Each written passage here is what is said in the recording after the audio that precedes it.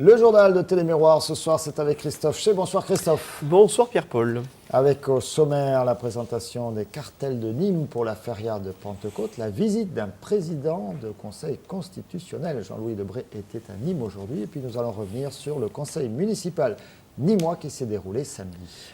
Bonsoir à toutes et à tous. À quelques jours de la feria de Pâques, c'est celle de Pentecôte qui se dévoile. Simon Casas a bouclé ce week-end les dernières combinaisons de la première feria nîmoise de l'année, un cycle qui réunira toutes les plus grandes vedettes de la tauromachie, exception faite de José María Manzanares et Miguel Ángel Pereira.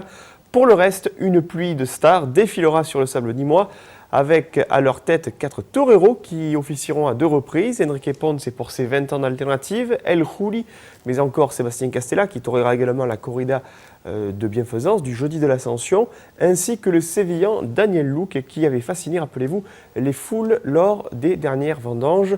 Je vous propose cette revue de cartel en compagnie d'Olivier Michel. Oui, tout est possible quand on a la foi, tout est possible quand on rêve, tout est possible quand on travaille. Voilà le message de la tauromachie. El Juli, Enrique Ponce, Sébastien Castella ou Daniel Luque. Pour la feria de Pentecôte 2010, Simon Casas voit double. Il faut dire que récemment reconduit à la tête des arènes de Nîmes, ce dernier continue aussi de zioter vers Madrid.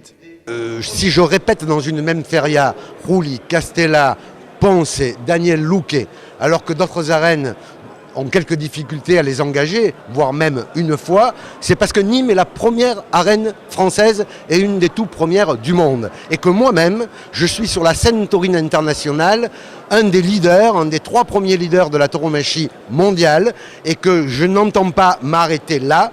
Je vois au-delà, bien sûr, de l'amphithéâtre nîmois. J'ai gagné l'hiver dernier la concession de la 3e arène d'Espagne, qui sont les arènes de Valencia. Je continue à rêver de gérer un jour les arènes de Madrid, et donc rien ne saurait limiter mon désir de bien faire. La feria débutera mercredi 19 mai avec une corrida de Miura, combattue par Padilla, Rafael Lillo et Mehdi Savali.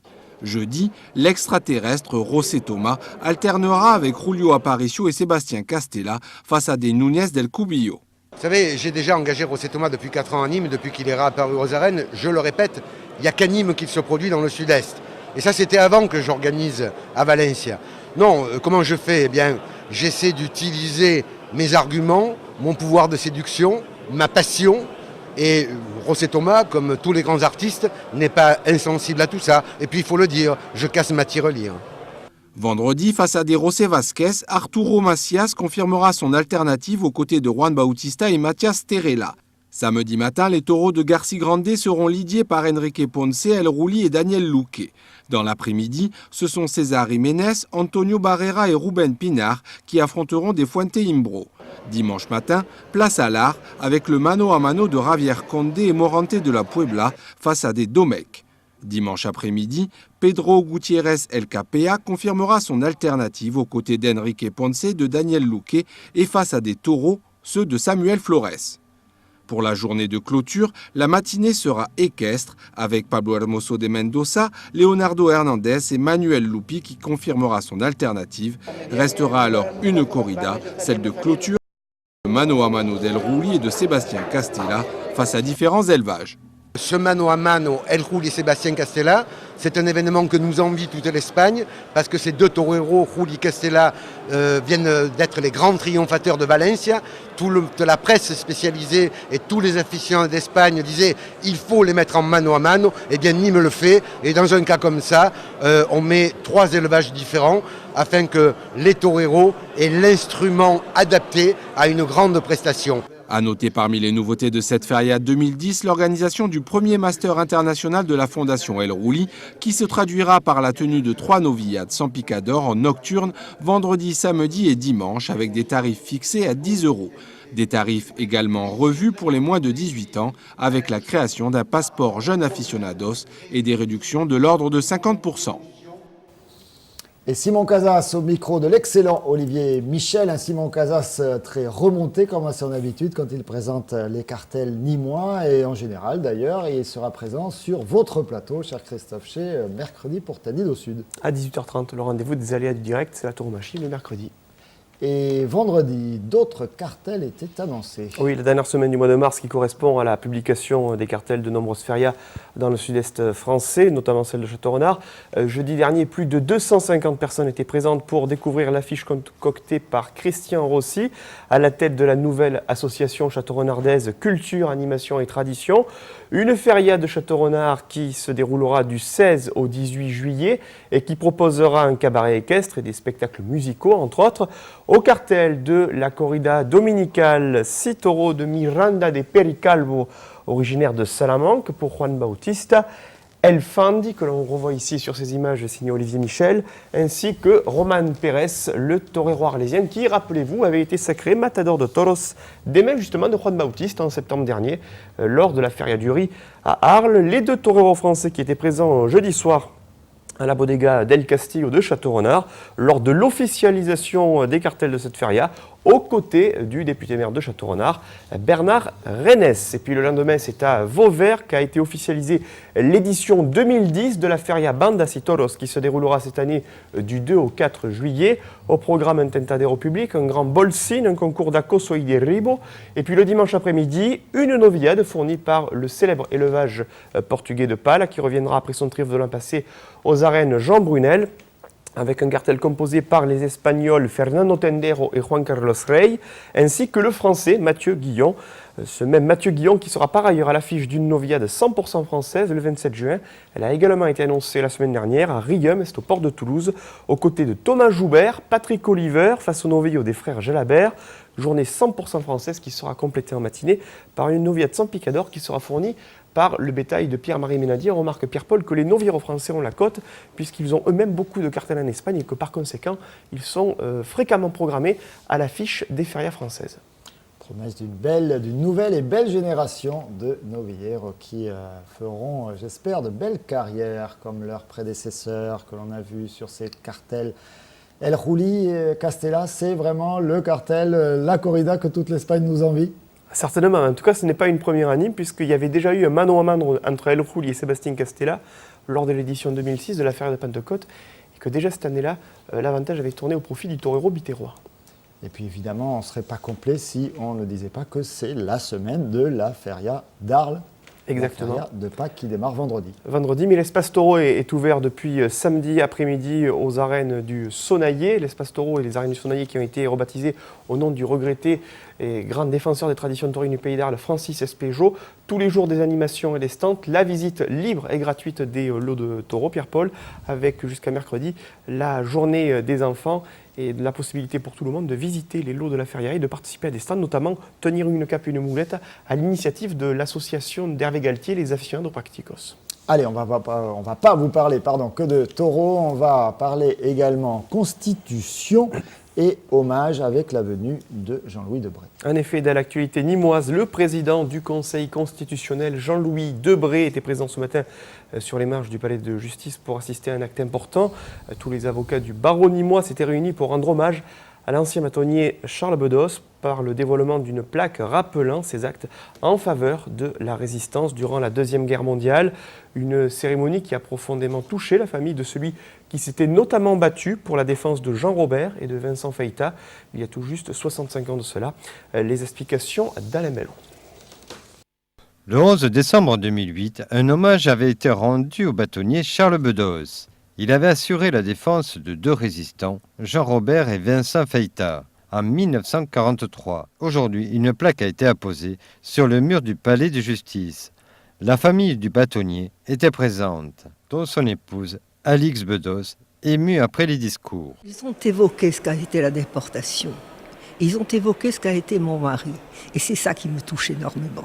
Parce que 50 ans, non, ou presque 45 ans après sa mort, il y a quelque chose dans le palais qui doit le leur rappeler. Il doit y avoir quelque chose pour qu'ils ont compris exactement ce qu'était mon mari. Et mes filles sont très touchées, d'ailleurs. Très, très touchées. Madame Bedos et le président du Conseil constitutionnel, Jean-Louis Debré, ont dévoilé la plaque. Chaque fois que je peux honorer la mémoire de celles et ceux qui, au plus triste moment de notre histoire, se sont levés, se sont dressés pour dire qu'ils aimaient la France et la liberté, eh bien, mon rôle, Et mon rôle d'homme, mon rôle de Français, mon rôle de président du Conseil constitutionnel est justement d'être présent pour honorer ces mémoires. Sont réunis aujourd'hui sur le mur du Palais de Justice 2 plaques. L'une pour les résistants, Jean Robert et Vincent Feyta, et la deuxième pour le défenseur, le bâtonnier Charles Bedos. Elles ont un lien et c'est une communion. L'avocat qui était à leur côté, qui en a subi, qui en a payé le prix lui aussi à travers la déportation, eh bien il est encore là, à leur côté, sur cette célébration et ce mémorial qui existe sur les murs du Palais de Justice. C'est un symbole magnifique. Et samedi matin, les élus de la ville de Nîmes avaient rendez-vous en mairie pour la tenue d'une séance du conseil municipal avec des débats qui se sont notamment orientés autour de la question des transports en commun. Toujours au centre des préoccupations de l'opposition, les interrogations concernant le tracé choisi pour le futur TCSP et la répartition des coûts entre la ville de Nîmes et l'agglomération Nîmes Métropole. Des questions auxquelles le sénateur-maire Jean-Paul Fournier a apporté des éléments de réponse, tels que nous l'explique Pierre-Paul Castelli sur ces images de Nicolas Pinchino. 75 délibérations au menu du conseil municipal de ce samedi 27 mars. Un conseil calme et consensuel, hormis lorsque la délibération 41 est arrivée sur le tapis. Elle concernait la répartition entre la ville et l'agglomération des coûts des travaux de voirie induits par le chantier du transport en commun en site propre. Sevré de débat sur ce TCSP, car privé de représentation au conseil communautaire, l'opposition nîmoise en a profité pour exposer ses critiques. Il y a des gros problèmes de circulation à Nîmes, je crois que tout un chacun peut s'en rendre compte, à Nîmes et dans la communauté d'agglomération. Et le maire et la communauté d'agglomération ont décidé de mettre en fonctionnement un bus, parce que ce n'est rien d'autre qu'un bus. Depuis toujours, nous disons, nous dans l'opposition et au Parti socialiste en particulier, que la situation et la solution plus exactement adaptée, c'était la création d'un vrai tram, comme il y en a dans beaucoup de villes. Le maire et le président donc de la communauté d'agglomération ont fait le choix d'un premier tracé allant du nord au sud de la ville. Or, ce n'était pas ce tracé-là qui était essentiel. Le tracé essentiel, c'était l'axe est-ouest, puisque c'est là où on a un flux de circulation important. Donc c'était celui-là, c'était cette ligne-là auquel il fallait penser avant. Les interventions de l'opposition seront abrégées par le maire et c'est la ville qui prendra en charge les travaux concernant l'écusson, l'agglo se chargeant des autres axes. Le maire est président de l'agglomération se voulant rassurant sur les désagréments des travaux. 75 délibérations qui sont passées en 2 heures avec une grande unanimité pratiquement sur tous les dossiers. Alors des explications notamment bien sûr c'est sur les grands travaux, TCSP, Jean Jaurès, AEF, ce qui me paraît logique puisque quand on fait des travaux on amène des nuisances, il est normal que les élus se posent des questions, Je crois que dans ce domaine on est clair, on sait que ces nuisances vont encore durer quelque temps sur certains secteurs et qu'il faudra amener un maximum d'informations pour que les habitants de ces secteurs connaissent bien ce qui va se passer dans les mois qui viennent. Le maire aura également profité de ce conseil pour féliciter Corinne Giacometti et Jocelyne Peuzero-Mieux. Ces 2 représentantes de l'opposition municipale ont été réélues dans la majorité régionale. Pour Jean-Paul Fournier, elles devront aussi défendre les intérêts de la commune à la région. Et le sénateur-maire de Nîmes, Jean-Paul Fournier, qui a également été amené à répondre à Nicolas Pinchino sur la décision de justice concernant le parvis des arènes et l'enfouissement des vestiges romains qui, jusqu'à ces travaux, ont été découverts. Je vous propose de l'écouter sur le sujet à l'issue du conseil municipal. Ces travaux sont mis en cause, mais ceux qui nous ont mis en cause sont quand même condamnés également. Donc je regarde ça avec beaucoup de lucidité et je ne pense pas que ce soit remis en cause. Je crois qu'aujourd'hui, les Nîmoises et Nîmois ont bien intégré ce parvis des arènes qui offre la possibilité de mettre en valeur l'amphithéâtre. Et dans la mesure où il y a eu un marquage au sol pour rappeler que cet endroit il passait effectivement l'enceinte romaine, que les bâtiments de France ont reconnu qu'effectivement il valait mieux les préserver. Et ça a été fait puisqu'il y a des films qui ont été mis sur ces fondations avec du sable pour pas que ces fondations soient altérées, je ne pense pas qu'on y revienne. Et Christophe, on a appris le décès d'une personnalité cet après-midi. En effet, la ville de Rocamaure, c'était le week-end dernier, a été endeuillée par la disparition de son maire, Guy Pécoul, qui s'est éteint en effet dans la nuit de vendredi à samedi à la suite d'un arrêt cardiaque à l'âge de 62 ans. Le 10 mars 2008, cet ancien éducateur sportif avait remporté les élections municipales dès le premier tour, succédant ainsi à Guy Vernet, qui avait occupé le fauteuil de maire pendant 13 ans. Guy Pécoul était par ailleurs président de la communauté de communes de la Côte-du-Rhône gardoise, intercommunalité regroupant Rocamaure, mais également Montfaucon ainsi que Saint-Laurent-des-Arbres. Le conseil municipal de Rocamaure doit se réunir dans la première quinzaine du mois d'avril afin de procéder à l'élection d'un nouveau maire. Et nos pensées vont bien sûr à la famille. Un mot de culture avec cette exposition inédite et osée que vous propose de découvrir le musée d'art contemporain de Nîmes jusqu'au dimanche 11 avril. Intitulée Vis-à-vis, cette exposition vient sceller le lien existant entre Carré d'Art et l'École supérieure des beaux-arts de Nîmes, proposant à la fois les œuvres du fonds de collection du musée ainsi que celle émanant de la création des étudiants. Une expérience originale que nous présente Olivier Michel. J'ai resté dans le concept de l'artiste en changeant le de forme. Imaginez-vous être un étudiant de l'école des beaux-arts et exposer votre œuvre au Carré d'Art à côté d'artistes de renom. Ce rêve est devenu réalité pour 8 étudiants de l'école nîmoise. Dans le cadre d'un atelier de recherche et de création, ils ont remporté un concours dont l'étape ultime est cet accrochage. Ces 8 candidats donc, avaient un projet défini par une maquette, un texte et un concept. La deuxième phase a consisté à traduire en langage, en écriture, sur le mur Foster, le concept. C'est la phase du mois de février. Et la deuxième phase du projet était la réalisation tridimensionnelle. Intitulée Vis-à-vis, cette exposition repose sur 2 principes. Celui de faire observer aux élèves les œuvres de la collection du Carré d'Art et d'autre part, de mettre en évidence les différentes étapes de la création d'une œuvre d'art. Chaque élève a ainsi réalisé une œuvre en lien avec celle d'un artiste de son choix. Alors j'ai choisi Miroir de Bertrand Lavier. Alors ce qui m'a intéressé, c'est le fait que le reflet du miroir soit opacifié et le regard du spectateur se bute dessus. Donc vis-à-vis à ça, j'ai supprimé le cadre et la peinture pour travailler en volume. Et j'ai développé cette idée de la déformation du reflet. Mon œuvre de référence, c'est Thierry de Cordier, donc, qui est ici. C'est une sculpture en bure noire qui représente un misanthrope. C'est son titre, d'un misanthrope. Donc par rapport à ça, en fait, j'ai fait un vis-à-vis, un face-à-face, c'est-à-dire que misanthrope, c'est noir. Moi, j'ai travaillé sur la couleur. J'ai fait donc 3 sculptures colorées. Comme c'est mort, j'ai fait du vivant. Alors moi, mon concept, c'est les animations posées au sol qui répondent à la féerie des ombres de Peter Hans Feldman, qui répondent par l'agression, la violence, l'univers sonore et l'accumulation. J'ai envie de remplir la pierre avec le lait. Chaque jour, j'enlève tout brique du lait. Chaque jour, pendant tout le temps de l'exposition.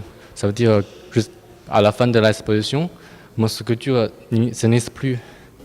Le vide en Europe peut-être est considéré par certains comme rien, mais ce rien, c'est une base ou c'est un fondement des choses à venir. Un vis-à-vis rarissime et osé qui ne tient qu'à vous d'apprécier, à l'instar de la conservatrice du Carré d'Art. Il y en a que j'aime bien, il y en a que j'aime moins.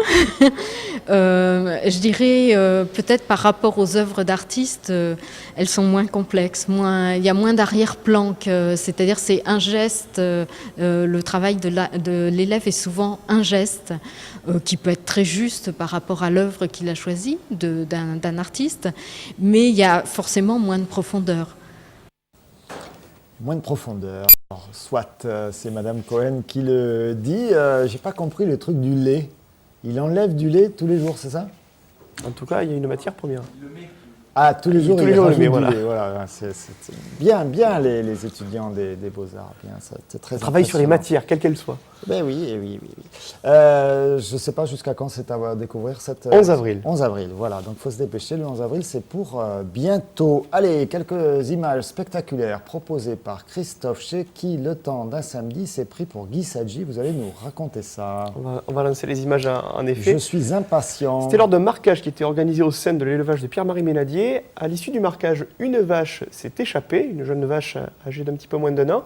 Et la vache a rallié les quelques 3 km qui séparaient la finca de Pierre-Marie Ménadier à la place du village de Moulès, sur la commune d'Arles. Et par contre, elle est récupérée ou elle va s'échapper? Ah non, là, elle vient d'être récupérée au sein d'un petit lotissement de Moulès. Toute l'équipe de la Ganaderia s'est mise à pied d'œuvre dans ce véhicule pour rattraper d'une part l'animal, le coincer, le bloquer et le ramener, vous allez le voir, à la propriété. Alors on voit ici l'un des collaborateurs tenir fermement la vache entre ses jambes et la plaquer contre sa poitrine. Et puis voilà, la vache qui retrouvait son pré. C'était vraiment pas évident pour l'équipe que de maîtriser la vache qui, à cet âge-là, est déjà très très forte et donnait pas mal de coups de tête. Christophe.